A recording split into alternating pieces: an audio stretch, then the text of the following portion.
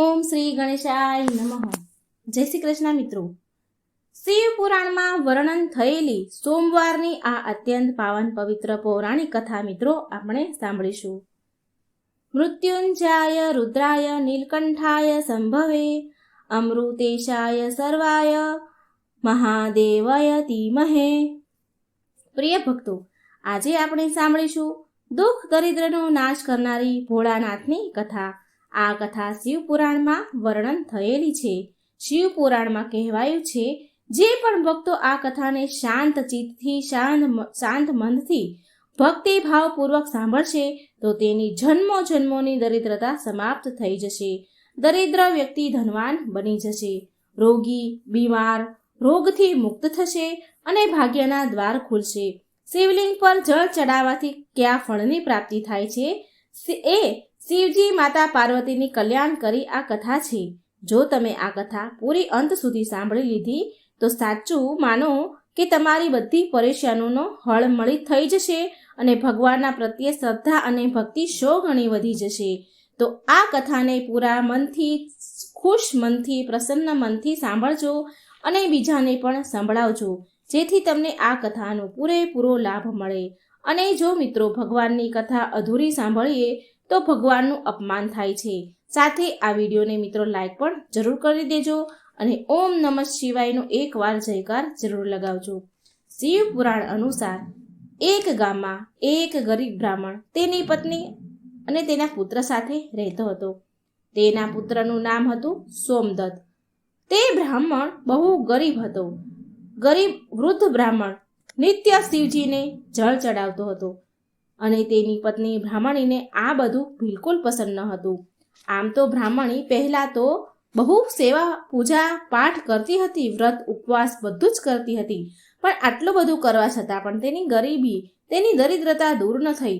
જ્યારે બ્રાહ્મણ જવાન હતા તો ક્યાંક કથાઓ સંભળાવી, કથાઓ કરી, પૂજા પાઠ કરી દક્ષિણા લાવતા અને એ જ દક્ષિણામાંથી તેનું ઘર, તેનું ગુજરાન ચાલતું હતું.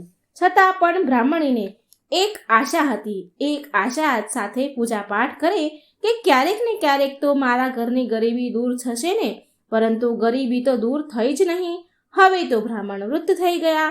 તેની અંદર એટલી શક્તિ ન હતી કે તે ક્યાંક કથા કહેવા જાય, પૂજા પાઠ કરવા જાય. હવે તો તે બીમાર રહેવા લાગ્યા. વૃદ્ધ થયા એટલે શક્તિ ન હોય. ઘરમાં તો કમાવા વાળું કોઈ હતું નહીં. બ્રાહ્મણનો દીકરો સોમદત્ત ગુરુકુળમાં ભણતો હતો.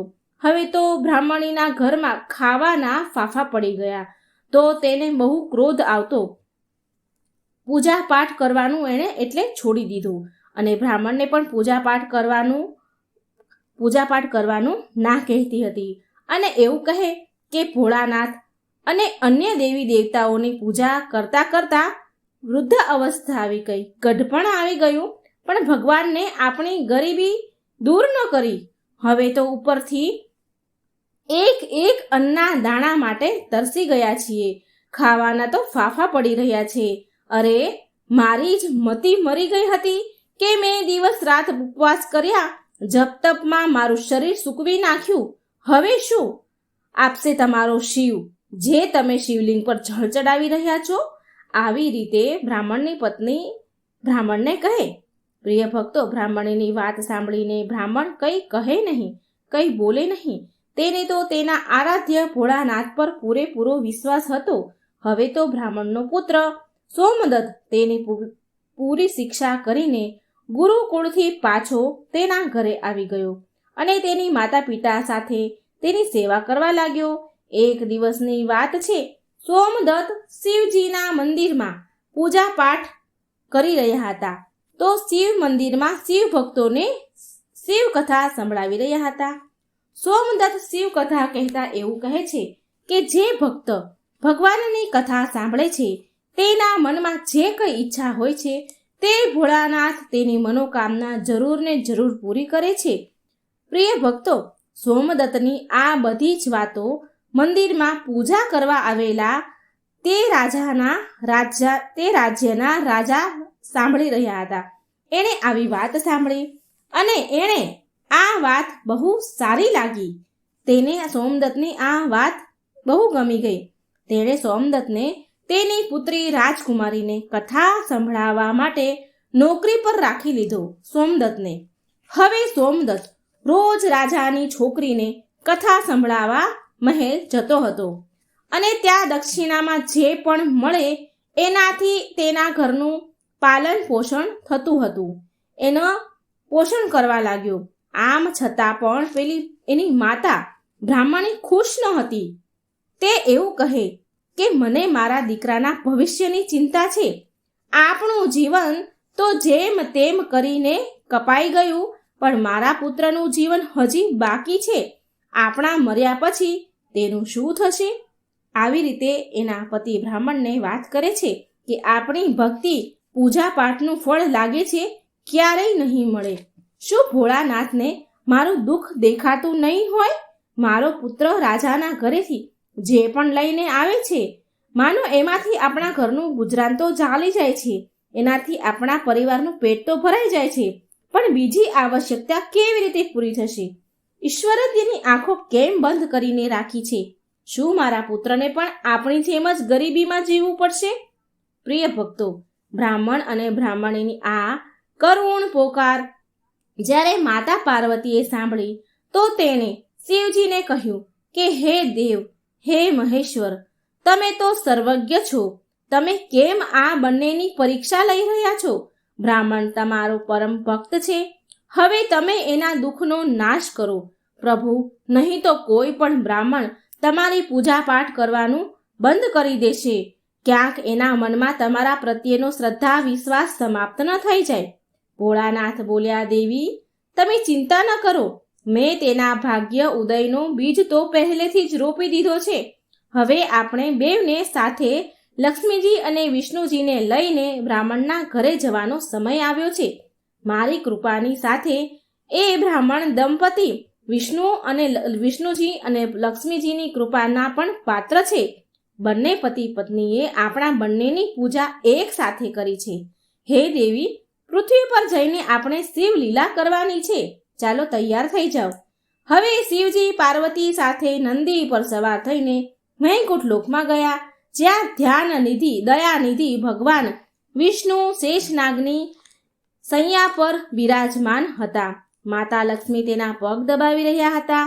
ત્યારે શિવજીએ વિષ્ણુ ભગવાનને પૃથ્વી પર જવા કહ્યું તો વિષ્ણુ ભગવાન બોલ્યા, હે દેવી લક્ષ્મી, ચાલો આપણા ભક્તના ઘરે જવાનો સમય આવી ગયો છે. હવે ચારેય દેવી દેવતા સાધુના વેશ ધારણ કરીને પૃથ્વી લોક પર બ્રાહ્મણના ઘરે પહોંચી ગયા અને અલખ જગાવી અને બોલ્યા, અલખ નિરંજન, અલખ નિરંજન. ઘરમાંથી વૃદ્ધ બ્રાહ્મણ બહાર નીકળ્યા અને એણે પ્રણામ કર્યા એ સાધુને.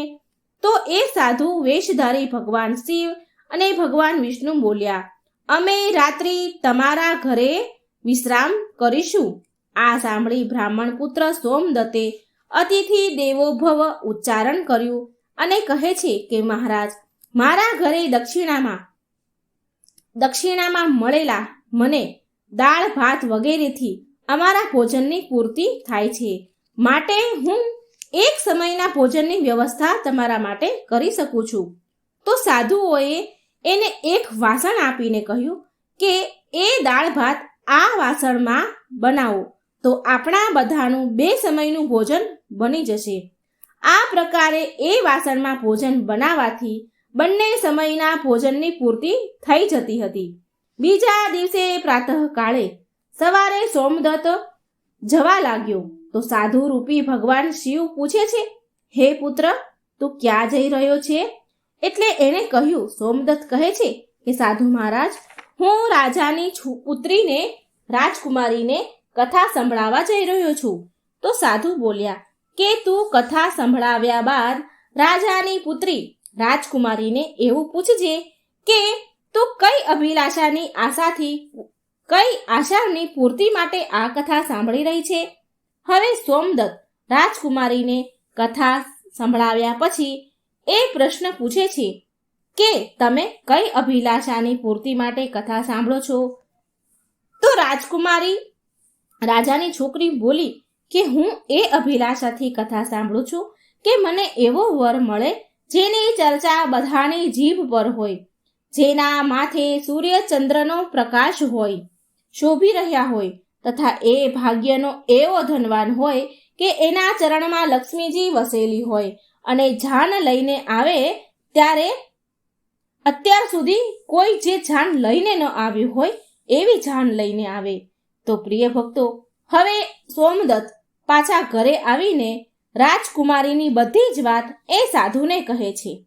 હવે જુઓ, બીજા દિવસે જ્યારે એ પ્રાતઃકાળે સોમદત્ત સવારે ફરી કથા સંભળાવવા માટે જાય છે તો સાધુ બોલ્યા, ભગવાનના વેશમાં આવેલા સાધુ બોલ્યા, બેટા, આજે ફરી એ જ પ્રશ્ન રાજકુમારીને પૂછજે અને જે ફરી કાલ વાળો જવાબ તને આપે તો એવું કહેજે કે જેવો પતિ તને જોઈએ છે એવો પતિ તો માત્ર હું એક જ છું, હું એક જ એવો વ્યક્તિ છું. આવું કહીને ભાગીને આવતો રહેજે. આ સાંભળી સોમદત્ત બોલ્યો, હે સાધુ મહારાજ, હું એક ગરીબ બ્રાહ્મણ. ક્યાં હું એક ગરીબ બ્રાહ્મણ જેનું ઘર એની દીધેલી દક્ષિણા ઉપર ચાલી રહ્યું છે, અને ક્યાં એ રાજકુમારની રાજાની પુત્રી રાજકુમારી. અને રાજા મને આ સાંભળીને મારા પરિવારને મૃત્યુદંડ આપીને મને મૃત્યુને ઘાટ ઉતારશે, માટે હું આવું નહીં કરું. તો સાધુ મહારાજ બોલ્યા, ઠીક છે, તો અમે હમણાં જ તને અને તારા પરિવારને તારી પરિવાર સહિત શ્રાપથી ભસ્મ કરી દઈશ. સોમદત્ત પહેલા તેની ચમત્કારથી ધરેલો હતો. પેલું પાત્ર આપ્યું હતું એમાં પૂરા પરિવારનું ભોજન થઈ જતું હતું. તો આ એક ચમત્કાર હતો. તો એ પહેલેથી જ આ ચમત્કારથી ધરેલો હતો. તો તેણે વિચાર્યું કે જો રાજા તો પછી મૃત્યુદંડ આપશે, પણ હું જો એ સાધુ કહે છે એવું નહીં કરું તો આ હમણાં જ અમને શ્રાપથી ભસ્મ કરી દેશે. માટે સાધુને આશ્વાસન આપીને સોમદત્ત કથા સંભળાવવા માટે ચાલ્યો ગયો. સોમદત્તે ત્યાં રાજકુમારીને કથા સંભળાવી અને કથા પૂરી થયા પછી સોમદત્ત બોલ્યા કે હે રાજકુમારી, કાલે તમે જે મને કહ્યું હતું કે એ અનુસાર જેવો વર તમને જોઈએ છે એવો વર તો માત્ર હું જ છું. આવું કહીને સોમદત્ત ત્યાંથી ભાગી આવ્યો, દોડીને તેના ઘરે ભાગી આવ્યો. રાજાની પુત્રીનો તો એકદમ આઘાત પહોંચી ગયો. તેણે દાસી દ્વારા તેના પિતાને બોલાવ્યા અને બધી જ વાત કહી. રાજાએ આશ્વાસન આપ્યું રાજકુમારીને અને કહ્યું કે એ ઉદંડ બ્રાહ્મણને તેની સજા મળશે. રાજાએ તેના મંત્રી સાથે ચર્ચા વિચારણા કર્યા તો એક વરિષ્ઠ મંત્રી બોલ્યા, સોમદત્તે તો અપરાધ તો ફાંસી દેવા લાયક કર્યો છે, પરંતુ એ એક બ્રાહ્મણ છે, તેને ફાંસી આપવાથી એક બ્રાહ્મણ હત્યાનું પાપ લાગશે. કંઈક એવું કરો કે તેને દંડ પણ મળે અને બ્રહ્મ હત્યાનું પાપ પણ ન લાગે. પ્રિય ભક્તો, ઘણો વિચાર વિમર્શ કર્યા પછી એ નક્કી થયું કે લગ્નનું નિમંત્રણ પત્ર અમુક શરતો સાથે સોમદત્ત બ્રાહ્મણના ઘરે મોકલવામાં આવે. રાજાએ શરતો વાળું નિમંત્રણ પત્ર લખાવીને તેના નોકરના હાથે સોમદત્તને ત્યાં મોકલાવ્યું. આ બાજુ સોમદત્તે ઘરે પહોંચીને સાધુઓને બધી વાત કરી. સાધુઓને કહ્યું કે તમારા કહ્યા અનુસાર રાજકુમારીને મેં કહ્યું તો રાજકુમારી બહુ ક્રોધે ભરાણી. હવે જલ્દી ફાંસીનો સંદેશ પહોંચતો જશે ઘરે. થોડી વારમાં જ નોકર નિમંત્રણ પત્ર લઈને ઘરે પહોંચી ગયો. સાધુઓએ નોકરને સન્માન સહિત બેસાડીને સોમદત્તને નિમંત્રણ પત્ર વાંચવા કહ્યું. તો તે પત્ર આ પ્રકારે હતો. સોમદત્તે પત્ર વાંચ્યો કે હે બ્રાહ્મણ પુત્ર, અમને તારા લગ્નનો પ્રસ્તાવ મંજૂર છે, પરંતુ સાથે સાથે અમારી અમુક શરતો પણ છે. અમારી બધી જ શરતો પૂરી કર્યા પછી અમે અમારી કન્યાના વિવાહ તમારી સાથે કરી દઈશું. જો શરત પૂરી નહીં થાય તો તને તારા પરિવાર સહિત ફાંસી આપવામાં આવશે. અને શરતો આ મુજબ છે. પહેલી શરત એ છે કે જાનમાં આવેલા જે બધા જાનૈયા છે, જાનૈયા માટે જાનના ઘર એટલે કે જાનૈયાના ઉતારા તથા બનાવેલા તંબુ જાનૈયાથી ભરેલા હોવા જોઈએ. જાનૈયા માટેના બધા ઉતારાઓ, બધા ઘર અને બધા બનાવેલા તંબુઓ ખાલી ન હોવા જોઈએ, બધા જ ભરેલા હોવા જોઈએ, એક પણ તંબુ ખાલી ન રહેવો જોઈએ. અને અમારી બીજી શરત એ છે કે જાનવાળા માટે, આર્થિક સત્કાર માટે બધી જ ખાદ્ય સામગ્રી, જમવાની સામગ્રીનો ઉપયોગ થઈ જવો જોઈએ, કંઈ પણ વધવું ન જોઈએ. અને અમારી ત્રીજી શરત એવી છે કે એવી અદ્ભુત જાન આવવી જોઈએ કે જેની પ્રશંસા બધા વ્યક્તિના જીભ પર હોય. હવે જાન આવવા બાદ જો કોઈ પણ શરત અધૂરી હશે તો જાનમાં આવનારા બધા જ લોકોને ફાંસી આપવામાં આવશે. પત્ર વાંચીને તો સોમદત્તનો પરસેવો છૂટી ગયો, ડરીને ધ્રુજવા લાગ્યો. સાધુઓ બોલ્યા, તું ડર નહીં પુત્ર, નોકરને ભોજન ખવડાવી પત્રનો ઉત્તર આપીને વિદાય આપો અને પત્રમાં લખો કે તમે વિવાહની તૈયારી કરો અને આ દિવસે અમે જાન લઈને આવીએ છીએ. નોકરને ભોજનમાં દાળ ભાત પીરસવામાં આવ્યા અને નોકરની થાળીમાં ચમત્કારથી 36 પ્રકારના ભોજન બની ગયા. વિદાય કરતા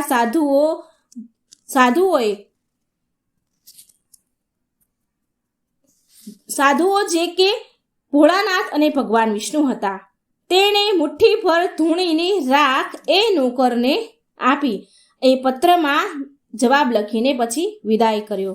બહાર નોકર આવ્યો તો જોયું કે રાખ નહીં પણ હીરા મોતી હતા.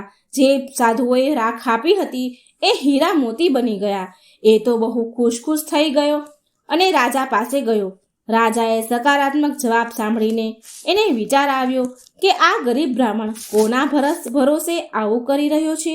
શું કોઈ દુશ્મનનો રાજા તો નહીં હોય ને, એને સાથ નહીં આપતો હોય ને? બહુ વિચાર કર્યો અને વિચાર કર્યા પછી રાજાએ શહેરના તમામ બારાત ઘર એટલે કે જાનના જે ઉતારા હોય એ શણગાર્યા. બધા જ ઉતારા શણગારી દીધા અને અનેકો તંબુ બંધાવી દીધા. કેમ કે રાજાને એ વિશ્વાસ હતો કે વધારે જાનૈયા બારાતીઓ નહીં આવે અને તેની શરત હારી જશે. ગરીબ બ્રાહ્મણ હતો તો આટલા બધા ઉતારા અને તંબુ બાંધ્યા તો એટલા બધા તો જાનૈયા બારાતીઓએ ક્યાંથી લાવશે? એને એ વિશ્વાસે એણે બહુ અનેકો તંબુ બાંધ્યા કે એ શરત હારી જાય. હવે આ તરફ સોમદત્ત તેની જાનમાં આવવા માટે જેને પણ નોતરે એ વ્યક્તિ એને એવું કહીને ના કહી દે કે નહીં, તારો તો અંતિમ સમય આવી ગયો છે અને તારી સાથે મરવા માટે જાનમાં અમે શું કામ આવીએ? આવી વાત સાંભળી તે બહુ હેરાન હતો.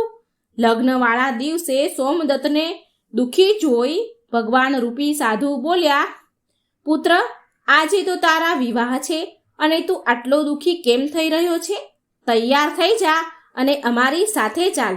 તું કોઈ પણ વાતની ચિંતા ન કર, અમે તારી સાથે છીએ. એટલે સોમદત્તે ભાગ્યમાં જે લખ્યું હશે એ થશે આમ વિચારીને સોમદત્ત સાધુ સાથે ચાલતો થયો. ભગવાન શિવજીએ જાનમાં આવવા માટે બધા જ દેવી દેવતાઓને મનુષ્યના રૂપમાં આમંત્રિત કર્યા તથા ભૂત પ્રેત અનેક ગણોને પણ લગ્નમાં બોલાવી લીધા. જેના કારણે સજાવેલા જાનૈયાના ઉતારા બધા જ તંબુ ભરાઈ ગયા અને ઉપરથી તેમ છતાંય અમુક જાનૈયા તંબુ વગરના જ રહી ગયા. ઉતારામાં એ બધાને જગ્યા ન મળી અને રાજા પાસે સૂચના મોકલવામાં આવી કે જાનૈયાઓ માટે ઉતારાઓ બીજા તૈયાર કરાવડાવો, બીજા તંબુઓનો પ્રબંધ કરવામાં આવે, આવી સૂચના મોકલાવી. અને આવી સૂચના મળવાથી રાજાએ વિચાર કર્યો કે ક્યાંથી આટલા જાનૈયા આવી ગયા, મારે જઈને જોવું જોઈએ. રાજા તો ઉતાવળે ત્યાં પહોંચ્યા. રાજાને આવતા જોઈને શુક્લવ ને શનિદેવને ભગવાન શિવે બાળકના રૂપમાં બનાવી દીધા. ભગવાન શિવે એમને બાળકનું રૂપ ધારણ કરાવી દીધું અને ભૂખના કારણે રડાવા લાગ્યા. ભગવાન શિવે શનિદેવને બાળકનું રૂપ બનાવ્યું. બહુ બધા લોકોને બાળકનું રૂપ બનાવડાયું અને ભૂખના કારણે રડતા હોય એવું કરવા લાગ્યા. એ બાળકો ખૂબ જોરથી રડતા હતા. રાજાએ એ બાળકોને રડતા જોઈને પૂછ્યું, એ સાધુ મહારાજને પૂછ્યું, આ બાળકો કેમ રડી રહ્યા છે? તો સાધુ બોલ્યા, સાધુ રૂપમાં શિવજી બોલ્યા, હે રાજન, આ બાળકોને બહુ ભૂખ લાગી છે. રાજાએ એ બાળકોને ખાવા માટે મોકલી દીધા. જ્યાં રસોઈ તૈયાર કરવામાં આવી હતી આટલા બધા વિશાળ જાનૈયાઓ માટે. થોડા સમય પછી રાજાના કર્મચારીઓ રાજા પાસે આવ્યા અને કહે છે કે એ 2 બાળકો તો બધું જ ભોજન ખાઈ ગયા અને હજી પણ ભૂખ ભૂખ કરતા કરતા બૂમો પાડી રહ્યા છે, રડી રહ્યા છે. કેટલું બધું ભોજન બનાવવામાં આવ્યું હતું, એ બધું જ ભોજન આ 2 બાળકો જ ખાઈ ગયા છે. આ સાંભળીને રાજા તો થોડી વાર હેરાન થઈ ગયો, બહુ આશ્ચર્યમાં પડી ગયો અને હવે બધું ભોજન ખાઈ ગયા. આટલું બધું ભોજન એક સાથે તૈયાર કેવી રીતે થાય? તો એ રાજા ચિંતામાં પડી ગયો. હવે તેનો ઘમંડ એનો તૂટ્યો. તેણે તેનો ઘમંડ ત્યાગીને સાધુ સામે નત મસ્તક નમાવી કહ્યું, હે મહારાજ, હે સાધુ મહારાજ, હવે મારી લાજ, મારી આબરૂ તમારા હાથમાં છે. સાધુ રૂપી ભગવાન બોલ્યા, કઈ વાંધો નહીં, બધું જ બરાબર થઈ જશે. તું ઘરે જઈને જાનના આગમનની, જાનના સ્વાગતની તૈયારી કર. રાજાએ શહેરને બહુ સુંદર રીતે શણગાર્યું.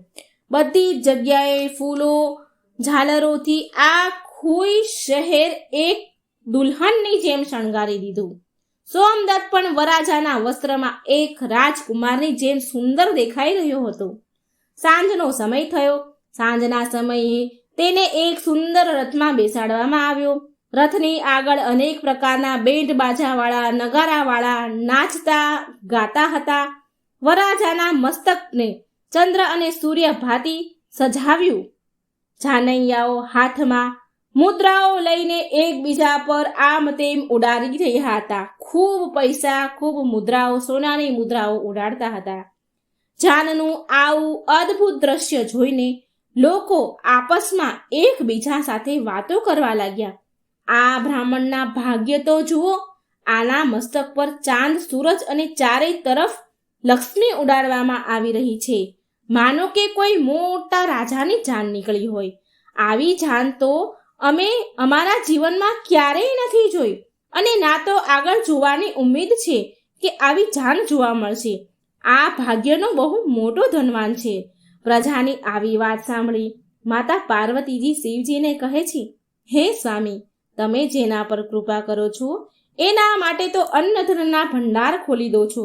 ભગવાન ભોળાનાથે કહ્યું, હે પાર્વતી, જે ભક્ત મારી પૂજા શ્રદ્ધા ભક્તિથી કરે છે, હું એને એની પૂજાનું ફળ જરૂર આપું છું. અને દુઃખ ત્યાં સુધી તેને વેઠવું પડે છે, દુઃખ ત્યાં સુધી સહન કરવું પડે છે જ્યાં સુધી તેના પાપ કર્મ પૂરા ન થઈ જાય. પુણ્ય કર્મ જેવા ઉદય થાય છે એવા જ તેના ભાગ્યના દરવાજા ખુલી જાય છે. અને જે ભક્ત ભગવાનની કથા સાંભળે છે તેને પણ રાજકુમારીની જેમ ફળ મળે છે. રાજકુમારીએ રોજ ભગવાનની કથા સાંભળી અને તેના મનમાં જે કામના કરી હતી, એને જે ઈચ્છ્યું હતું એ બધું જ એને મળ્યું. આ તો ભોળાનાથ, મા પાર્વતી, ભગવાન વિષ્ણુ અને મા લક્ષ્મીનો મહિમા હતો, જેના કારણે બ્રાહ્મણ ધનવાન થયો. મિત્રો, એની ઝૂંપડી પણ મહેલ જેવી સુંદર બની ગઈ. તેના ઘરમાં નોકર, ચાકર, અન્નધનની કમી ન રહી.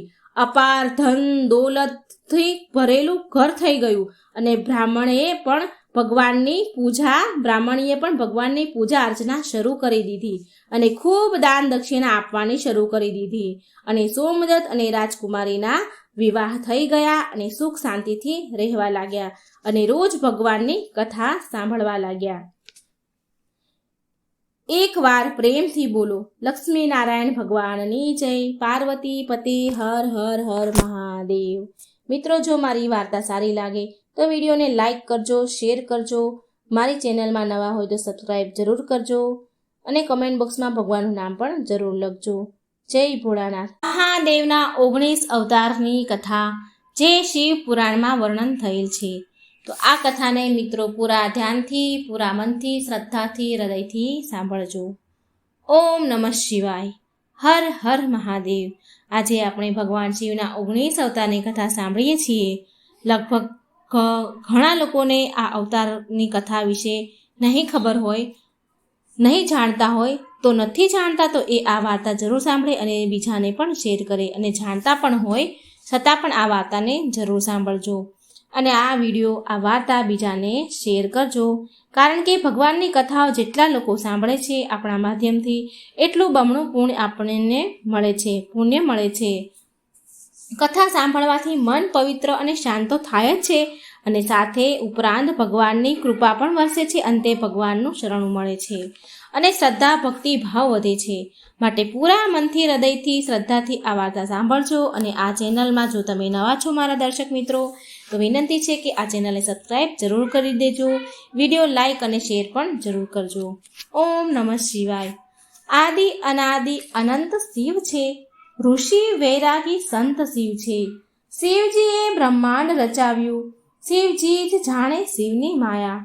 ઓમ ગંગ ગણપતે નમઃ. ભગવાન શિવ સદાય તેમના ભક્તોની રક્ષા કરનાર છે, જીવન મરણના ચક્રમાંથી મુક્તિ પ્રદાન કરનાર છે. જે ચિતાની ભસ્મથી સ્નાન કરે છે, તરત જ ભક્તિનું ફળ આપનાર ભગવાન શિવ છે. જે દુષ્ટો અને દુરાચારીઓના કાળ છે, તેવા કૃપા વરસાવનાર દેવોના દેવ મહાદેવની અમૃતરૂપી કથા આપણે આજે રસપાન કરીશું. ભગવાન શિવ દેવોના દેવ કહેવાય છે, દેવોના દેવ મહાદેવ કહેવાય છે. તેમને મહાદેવની સંજ્ઞા આપવામાં આવી છે. હંમેશા ભગવાન શિવે સૃષ્ટિનું કલ્યાણ જ કર્યું છે. ધર્મશાસ્ત્રોમાં ભગવાન શિવના 19 અવતારના ઉલ્લેખ મળી આવે છે. શાસ્ત્રમાં અલગ અલગ અવતારોના જુદા જુદા ઉદ્દેશ આપવામાં આવ્યા છે. ચાલો જાણીએ અવતારની કથા. બોલો હર હર મહાદેવ. પહેલો અવતાર શરભ અવતાર. ભગવાન શિવનો પહેલો અવતાર છે શરભ અવતાર. આ અવતાર ભગવાન શંકરનું અડધું સ્વરૂપ મૃગ એટલે કે હરણ અને શરભ પક્ષી, જેને પુરાણોમાં 8 પગવાળું પ્રાણી બતાવવામાં આવ્યું છે, જે સિંહની જેમ શક્તિશાળી હતું. આ રૂપમાં એમનું વર્ણન થયું છે. ભગવાન શિવે આ રૂપ ધારણ કર્યું છે. આ અવતારમાં ભગવાન શિવજીએ શ્રી હરિ વિષ્ણુ ભગવાનનો અવતાર નરસિંહ અવતારના ક્રોધને શાંત કરવા માટે લીધો હતો. લિંગ પુરાણમાં શિવજીના શરભ અવતારની કથા છે, જેના અનુસાર હિરણ્યકશ્યપનો વધ કરવા માટે ભગવાન વિષ્ણુએ નરસિંહ અવતાર લીધો હતો. અને એમના વધ કર્યા બાદ પણ જ્યારે ભગવાન નરસિંહનો ક્રોધ શાંત ન થયો, તો દેવતાઓ શિવજી પાસે પહોંચ્યા અને પછી ભગવાન શિવજીએ શરભ અવતાર લીધો હતો અને આ રૂપમાં ભગવાન નરસિંહ પાસે પહોંચ્યા હતા તથા એમની સ્તુતિ કરી. પણ ભગવાન નરસિંહનો ક્રોધ છતાં પણ શાંત ન થયો. પછી ભગવાન શિવે આ જોઈ શરભરૂપી ભગવાન શિવજીએ એમની પૂંછડીમાં નરસિંહ ભગવાનને લપેટી લીધા અને ઉડી ગયા. ભગવાનને નરસિંહ અવતાર ભગવાનને પૂંછડીમાં લપેટ્યા બરાબર અને પછી ઉડવા લાગ્યા. ત્યારે જઈને ભગવાન નરસિંહનો ક્રોધ અગ્નિ શાંત થઈ હતી. નંબર 2, બીજો અવતાર પીપલાદ અવતાર. માનવ જીવનમાં ભગવાન શિવના પીપલાદ અવતારનું ઘણું મહત્વ છે. શનિ પીડાનું નિવારણ પીપલાદ દેવથી જ સંભવ થયું હતું. કથા એમ છે કે પીપલાદ મુનિએ દેવતાઓને પૂછ્યું કે શું કારણ છે કે મારા પિતા દધીચી મારા જન્મ પૂર્વ પહેલાં જ મને છોડીને ચાલ્યા ગયા. તો દેવતાઓએ કહ્યું કે શનિ ગ્રહની દ્રષ્ટિના કારણે આવો કોઈ યોગ સર્જાયો હતો, યોગ બન્યો હતો, એટલે તમારા પિતાનું મૃત્યુ થયું. પીપલાદ મુનિ આ સાંભળીને બહુ ક્રોધે થયા અને એમણે શનિને નક્ષત્ર મંડળમાંથી નીચે પાડવાનો શ્રાપ આપ્યો અને શ્રાપના પ્રભાવથી શનિ એ જ સમયે આકાશમાંથી નીચે પડવા લાગ્યા. દેવતાઓની પ્રાર્થના કરવાથી પીપલાદ મુનિએ શનિદેવને માફ કરી દીધા કે શનિ જન્મથી લઈને 16 વર્ષની આયુ સુધી કોઈ પણ વ્યક્તિને કષ્ટ નહીં આપે. બસ ત્યારથી જ પીપલાદ મુનિનું સ્મરણ કરવા માત્રથી શનિની પીડા કષ્ટ દૂર થઈ જાય છે. શિવ પુરાણ અનુસાર સ્વયં બ્રહ્માજીએ જ આ અવતારનું નામકરણ કર્યું હતું અને આનું વર્ણન 24મો ભાગ અને 28મા અધ્યાયમાં મળી આવે છે. ત્રીજો અવતાર નંદી અવતાર. ભગવાન શંકર બધા જ જીવોનું પ્રતિનિધિત્વ કરે છે અને તેમનો નંદીશ્વર અવતાર પણ આ વાતનું અનુસરણ કરતા બધા જ જીવોમાં પ્રેમનો સંદેશ આપે છે. નંદી બળદ કર્મનું પ્રતીક છે, જેનો અર્થ એવો થાય છે કે કર્મ જીવનનો મૂળ મંત્ર છે. અને આ અવતારની કથા આ પ્રમાણે છે. શિલાદ મુનિ બ્રહ્મચારી હતા. તેમનો વંશને સમાપ્ત થતા જોઈ તેમના પિતૃઓએ શિલાદને સંતાન ઉત્પન્ન કરવાનું કહ્યું. શિલાદે આયોજન અને મૃત્યુહીન સંતાનની કામનાથી ભગવાન શિવની તપસ્યા કરી. ત્યારે ભગવાન શંકરે સ્વયં શિલાદને ત્યાં પુત્ર રૂપે જન્મ લેવાનું વરદાન આપ્યું. થોડા સમય પછી જ્યારે શિલાદ જમીન ખેડવા ગયેલા તો શિલાદને ધરતીમાંથી ઉત્પન્ન એક બળદ મળ્યું. જ્યારે શિલાદ જમીન ખેડતા હતા ત્યારે ધરતીમાંથી ઉત્પન્ન થયેલો એક બાળક મળ્યો. શિલાદે એનું નામ નંદી રાખ્યું. ભગવાન શંકરે નંદીને એમનો ગણાધ્યક્ષ બનાવ્યા અને આવી રીતે નંદી નંદેશ્વર થઈ ગયા. અને મરુતોની પુત્રી શ્રુયાંશાની સાથે નંદીના વિવાહ કરવામાં આવ્યા હતા. ભગવાન શિવનો ચોથો અવતાર ભૈરવ અવતાર. શિવ પુરાણમાં ભૈરવને પરમાત્મા શિવનો પૂર્ણ અવતાર બતાવવામાં આવ્યો છે. એકવાર ભગવાન શિવની માયાથી પ્રભાવિત થઈને બ્રહ્મા અને વિષ્ણુ પોતાને શ્રેષ્ઠ માનવા લાગ્યા હતા. અને ત્યારે ત્યાં એક તેજ પુંજના મધ્યે એક પુરુષ આકૃતિ દેખાઈ. એ તેજ પુંજ જોઈ બ્રહ્માજી બોલ્યા કે ચંદ્રશેખર, તું મારો પુત્ર છે, માટે તું મારા ચરણોમાં આવી જા. બ્રહ્માજીની આવી અહંકારી વાત સાંભળીને શિવજીને ક્રોધ આવી ગયો અને એમણે પુરુષ આકૃતિને કહ્યું. બ્રહ્માજીએ એવું પણ કહ્યું કે કાળની ભાતિ સુશોભિત થવાના કારણે તમે સાક્ષાત કાળરાજ છો, ભીષણ હોવાથી ભૈરવ છો.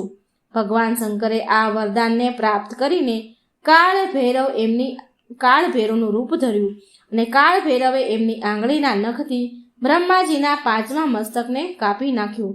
કેમ કે બ્રહ્માજીને અહંકાર આવી ગયો હતો કે હું સૌથી મોટો છું. એટલે ભૈરવે એમની આંગળીથી બ્રહ્માજીનું 5મું મસ્તક કાપી નાખ્યું.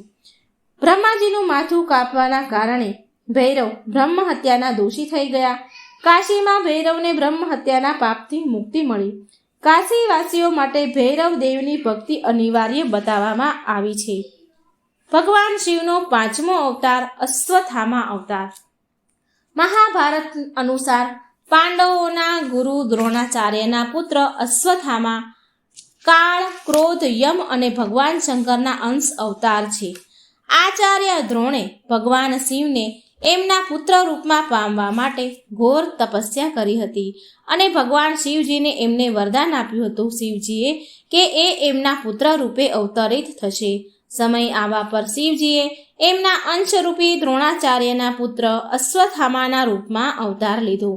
એવી માન્યતા છે કે અશ્વત્થામા અમર છે અને એ આજે પણ ધરતી પર નિવાસ કરે છે. આના પર એક શ્લોક પણ પ્રચલિત છે જે આ પ્રમાણે છે, જે શ્લોકનું મેં ગુજરાતીમાં અનુવાદ કર્યું છે. અશ્વત્થામા રાજા બલિ, વ્યાસજી, હનુમાનજી, વિભીષણ, કૃપાચાર્ય, પરશુરામ અને ઋષિ માર્કંડે આ 8 અમર છે. શિવ પુરાણ, શિવ મહાપુરાણ સહિત રુદ્ર સંહિતા અનુસાર 37 અનુસાર અશ્વત્થામા આજે પણ જીવતા છે અને એ ગંગાના કિનારે નિવાસ કરે છે, પરંતુ એમનો નિવાસ ક્યાં છે એ કોઈને ખબર નથી. 6થો અવતાર વીરભદ્ર અવતાર. ભગવાન શિવના વિવાહ બ્રહ્માજીની પુત્રી સતી સાથે થયા હતા. બ્રહ્માજીના પુત્ર દક્ષની પુત્રી સતી સાથે થયા હતા. એકવાર દક્ષે એક વિશાળ યજ્ઞનું આયોજન કર્યું, પરંતુ એમણે ભગવાન શિવ અને સતીને આમંત્રણ ન આપ્યું. ભગવાન શિવના કહેવા છતાં પણ સતી યજ્ઞમાં આવ્યા. ભગવાન શિવે ઘણી ના કહી યજ્ઞમાં જવાની, પણ માતા સતી માન્યા નહીં અને યજ્ઞમાં આવ્યા એમના પિતાના ઘરે. અને જ્યારે તેમણે તેમના પતિ શિવજીનું ઘોર અપમાન થતાં જોયું તો યોગ અગ્નિ દ્વારા માતા સતીએ તેમના દેહનો ત્યાગ કર્યો. અને જ્યારે આ વાતની ખબર ભગવાન શિવને પડી તો એમણે એમના માથામાંથી એક જટા ઉખાડીને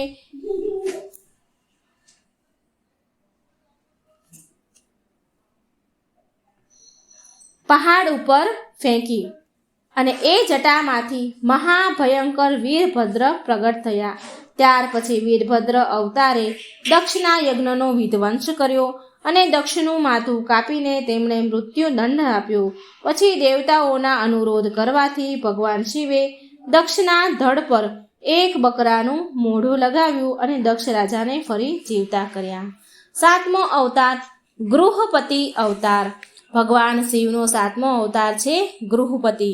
આની કથા તો આ પ્રમાણે છે કે નર્મદાના તટ પર ધર્મપુર નામનું એક નગર હતું. ત્યાં વિશ્વાના નામના એક મુનિ રહેતા હતા તથા તેમની પત્ની સુચેષ્મતી રહેતી હતી.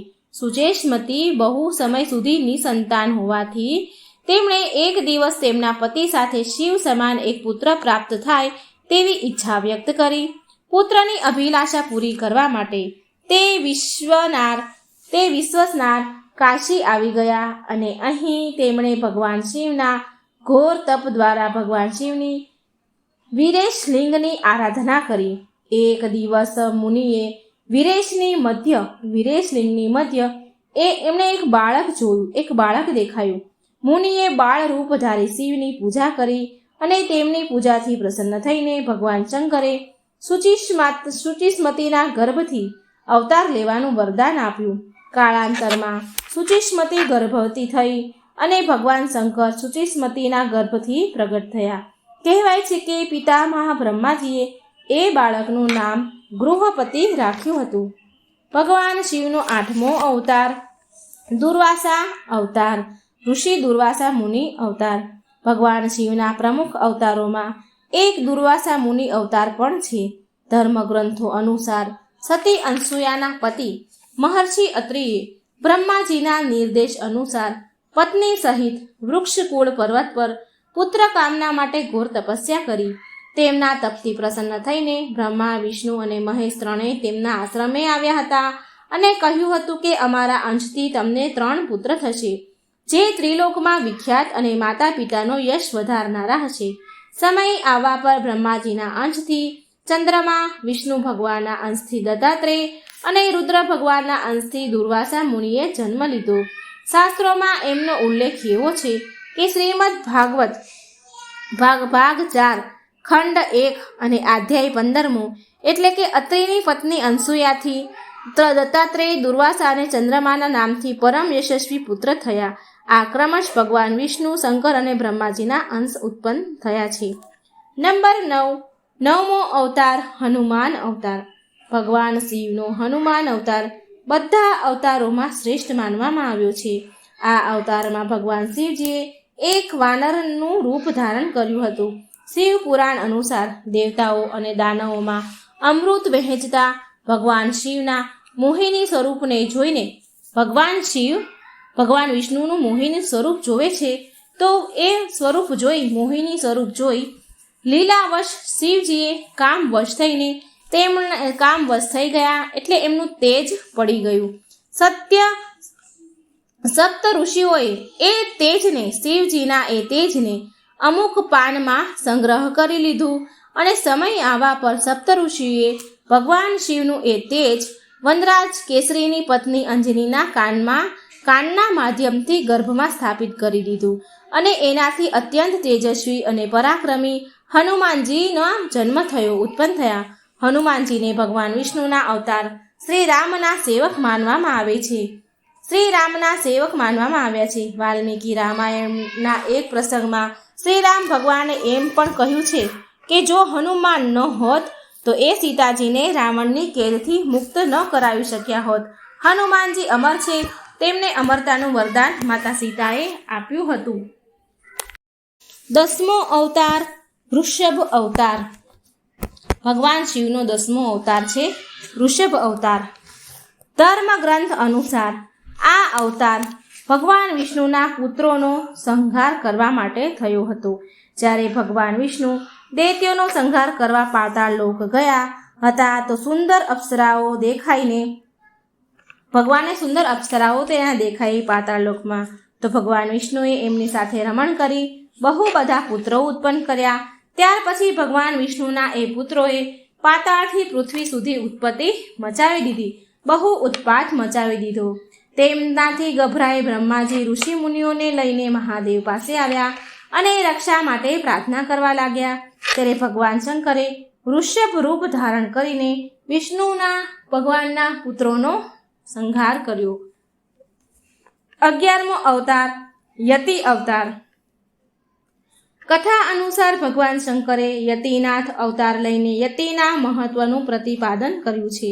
શિવજીએ આ યતિનાથ અવતારમાં ભીલ દંપતીની પરીક્ષા લીધી હતી, જેના કારણે ભીલ દંપતીએ એમના કારણે પ્રાણ ખોઈ દીધા હતા. ધર્મ ગ્રંથોના અનુસાર અર્બુદાચલ પર્વતની નજીક શિવ ભક્ત આહુ અને આહુકા ભીલ દંપતી રહેતા હતા.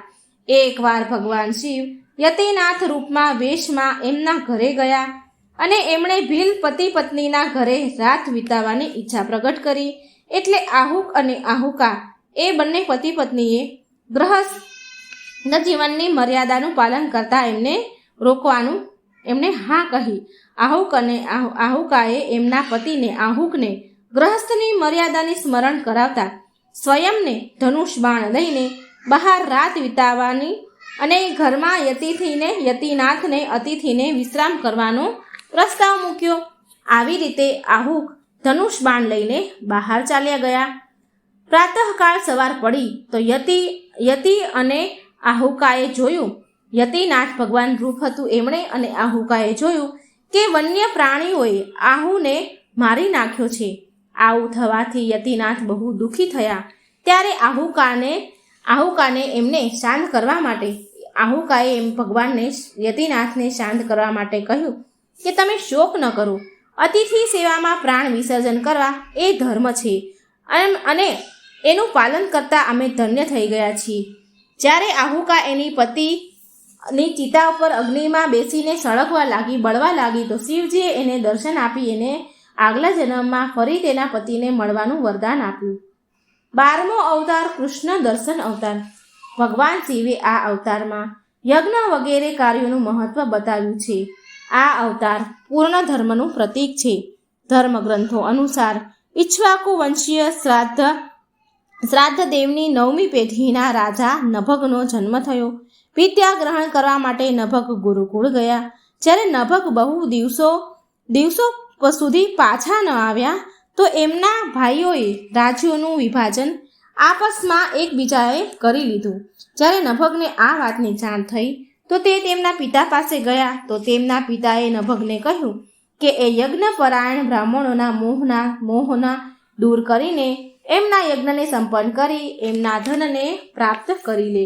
ત્યારે નભગે યજ્ઞભૂમિ પર પહોંચીને વૈશ્વદેવના શુભ શબ્દ ઉચ્ચારણ દ્વારા યજ્ઞ સંપન્ન કરાવ્યો. અહંકારી બ્રાહ્મણોએ યજ્ઞ અવશેષ પોતાનું ધન નભગને દઈને સ્વર્ગમાં ચાલ્યા ગયા અને એ જ સમયે મહાદેવ કૃષ્ણ દર્શન રૂપમાં ત્યાં પ્રગટ થયા અને બોલ્યા કે યજ્ઞ અવશેષ ધન પર તો માત્ર મારો જ અધિકાર છે, ધન પર તેમનો અધિકાર છે, આવું કહ્યું. એટલે નભગ અને કૃષ્ણરૂપ શિવજી વચ્ચે વિવાદ થયો અને વિવાદ થયા પર કૃષ્ણ દર્શન રૂપધારી મહાદેવ તેમને એમના પિતા પાસે નિર્ણય કરવાનું કહે છે. નભગના પૂછવા પર તેમના પિતા શ્રાદ્ધ દેવે કહ્યું કે એ પુરુષ શંકર ભગવાન છે, આ યજ્ઞની અવશેષ વસ્તુ તેમની છે. પિતાની વાતને માનીને નભગે શિવજીની સ્તુતિ કરી. ભગવાન શિવે આ અવતારમાં યજ્ઞ વગેરે ધાર્મિક કાર્યો વિશે જણાવ્યું હતું. 13મો અવતાર અવધૂત અવતાર. શિવજીનો અવધૂત અવતાર. ભગવાન શંકર અવધૂત અવતાર લઈને ઇન્દ્રના અહંકારને ચૂર કર્યો હતો. ધર્મગ્રંથ અનુસાર એક સમયે બૃહસ્પતિ અને દેવતાઓ સાથે મળીને કૈલાસ પર્વત પર મહાદેવના દર્શન કરવા માટે પહોંચ્યા હતા. ઇન્દ્રની પરીક્ષા લેવા માટે શિવજીએ અવધૂત રૂપ ધારણ કર્યું હતું અને એમના માર્ગને રોકી લીધો. ઇન્દ્રએ આ પુરુષ સાથે અવજ્ઞાપૂર્વક વારંવાર તેમનો પરિચય પૂછ્યો. અવધૂત રૂપધારી ભગવાનને વારંવાર પરિચય પૂછે છે તો એ અવધૂત રૂપ ભગવાન મૌન રહે છે તો ઇન્દ્ર ક્રોધે ભરાય અને જેઓ અવધૂત પર પ્રહાર કરવા માટે વજ્ર છોડવા જઈ રહ્યા હોય છે તો એવો જ એમનો હાથ જડ થઈ ગયો.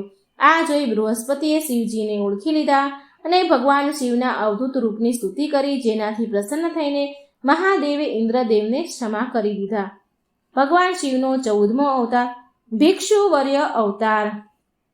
ભગવાન શંકર દેવોના દેવ, આ સંસારમાં જન્મ લેનાર બધા જ પ્રાણીના રક્ષક પણ છે.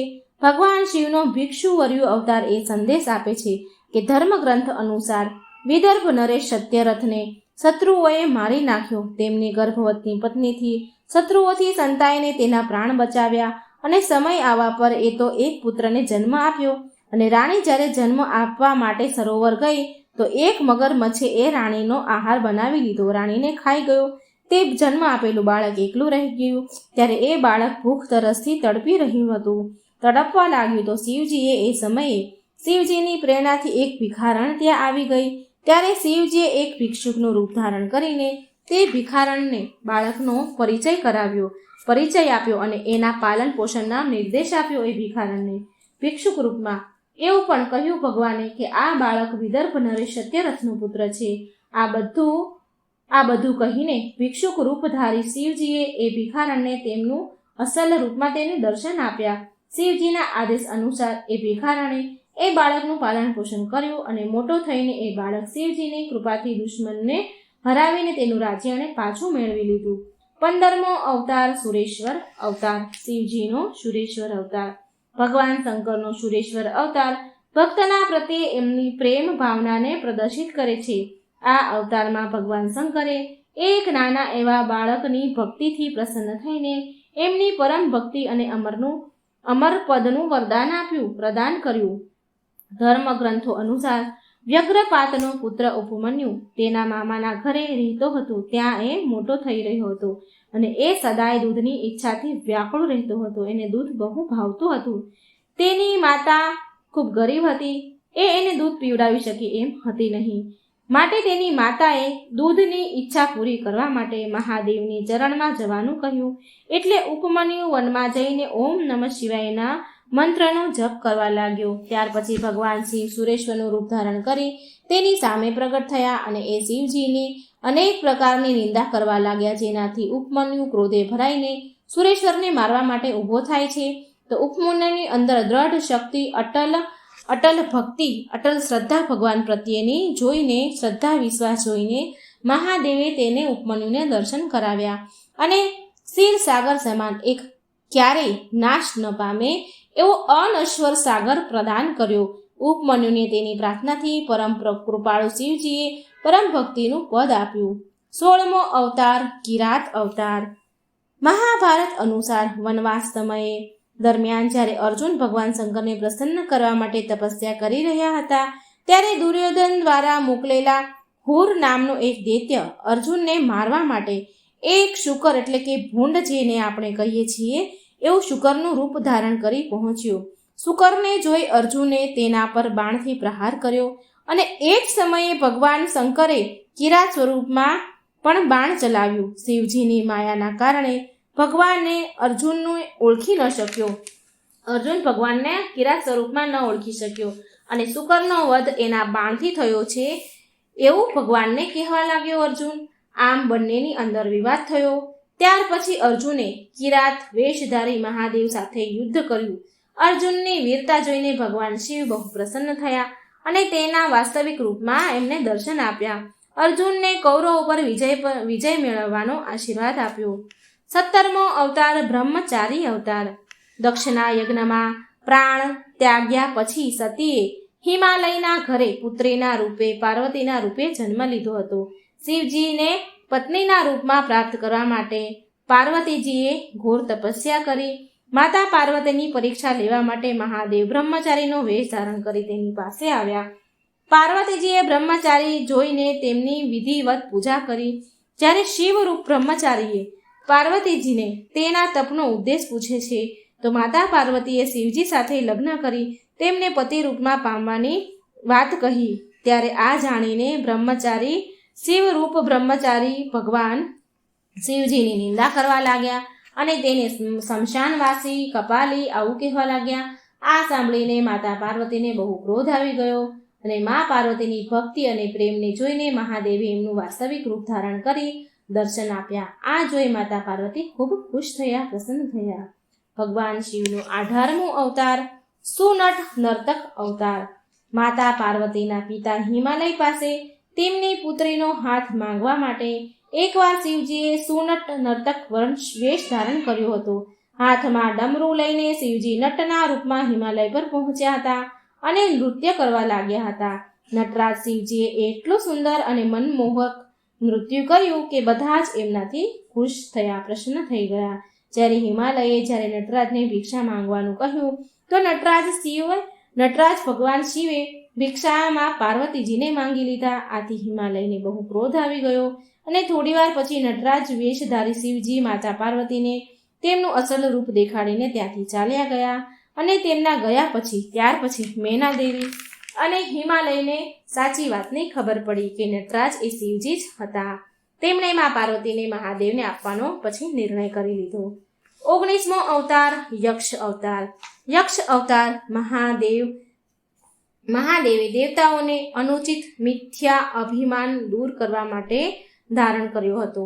દેવતા અને અસુરો દ્વારા કરવામાં આવેલ સમુદ્ર મંથન દરમિયાન જ્યારે ભયંકર વિષ નીકળ્યું તો ભગવાન શિવે એ વિષ ગ્રહણ કર્યું, તેમના કંઠમાં રોકી લીધું અને પછી અમૃત કળશ નીકળ્યો. અમૃત પાન કરવાથી બધા જ દેવતા અમર થઈ ગયા અને સાથે અભિમાન પણ બહુ આવી ગયો અને એ સૌથી વધારે બળશાળી છે એવું માનવા લાગ્યા. દેવતાના આ અભિમાનને તોડવા માટે મહાદેવે યક્ષનું રૂપ ધારણ કર્યું અને દેવતાઓ આગળ એક તણખલું ઘાસનું મૂક્યું અને એ તણખલાને કાપવા માટે, સળગાવવા માટે કે ઉડાડવા માટે કહ્યું. આમ પૂરેપૂરી શક્તિ બધા દેવતાઓએ લગાવી, દાનવોએ દૈત્યોએ લગાવી, પણ છતાં એ ઘાસના તણખલાને કોઈ હલાવી પણ શક્યું નહીં. ન કોઈ બાળી શક્યું, ન કોઈ ઉડાવી શક્યું, ન કોઈ ઉઠાવી શક્યું. ત્યારે આકાશવાણી થઈ કે આ યક્ષ બધા જ કર્મોના વિનાશક શંકર ભગવાન છે. ત્યાર પછી બધા જ દેવતાઓએ ભગવાન શિવની સ્તુતિ કરી અને એમની અપરાધ માટે ક્ષમા માંગી. તો મિત્રો, આ હતી ભગવાન શંકરના 19 અવતારની કથા. શિવ પુરાણમાં, લિંગ પુરાણમાં પણ વર્ણવેલ થયેલ છે. મિત્રો, આ પવિત્ર વિડીયો ભગવાન શિવના 19 અવતારનો વિડીયો વાર્તા જો તમને સારી લાગે તો વિડીયોને લાઇક અને શેર કરવાનું ભૂલતા નહીં. જય શ્રી કૃષ્ણ. રાધે રાધે. Thank you.